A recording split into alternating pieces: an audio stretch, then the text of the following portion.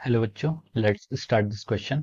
So this question says a body moving in a circle with uniform speed is accelerated. Give reason.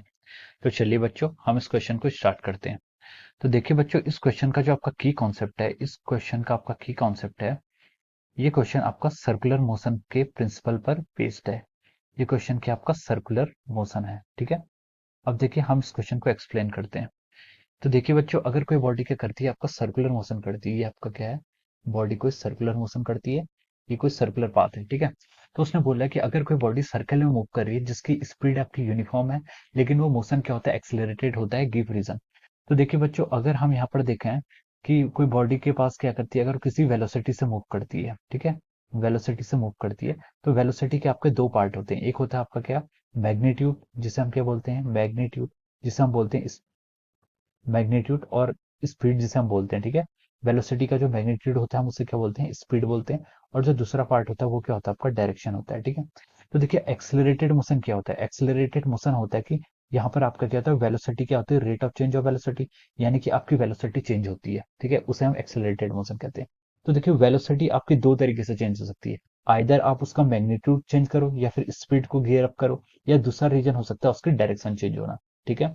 Acceleration आपका rate of change of velocity हो सकता है, उसके दो cause हैं, या तो स्पीड चेंज करो या फिर डायरेक्शन चेंज करो, ठीक है। तो देखिए मान लीजिए कोई बॉडी आपकी यहाँ पर है, इस पोजीशन पर कोई बॉडी यहाँ पर है, ठीक है।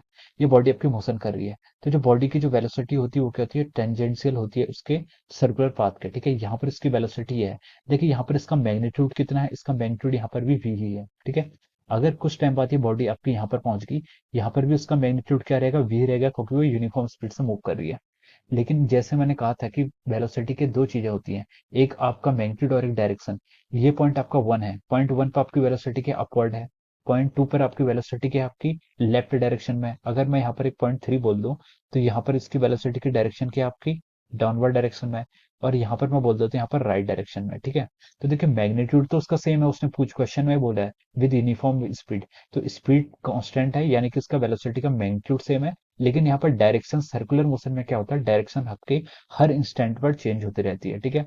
तो उसकी डायरेक्शन चेंज होती है, इसलिए उसकी वेलोसिटी चेंज होती है। वेलोसिटी चेंज होती है तो इसलिए हम उसको क्या बोलते हैं, एक्सेलरेटेड मोशन बोलते हैं। So this is the reason for the any, ठीक है। So this is the reason, ठीक है। तो हम यहाँ पर लिख सकते हैं एक्सेलरेटेड मोशन इसको क्यों कहते हैं, because here here magnitude is constant. यहाँ पर क्या है, मैग्नीट्यूड, मैग्नीट्यूड या फिर आप उससे क्या बोल दीजिए, वेलोसिटी के मैग्नीट्यूड को हम स्पीड बोलते हैं।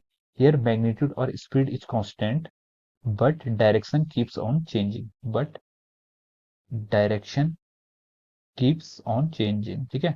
डायरेक्शन क्या होती रहती है, आपकी चेंज होती रहती है, भले ही यहाँ पर आपका क्या मैग्नीट्यूड सेम है। तो किसी भी एक चीज के चेंज होने से आपका क्या हो जाता है, ये एक्सेलरेटेड मोशन हो जाता है। So this is the answer of this question, okay. So I hope you all understood this concept. All the very best and thank you.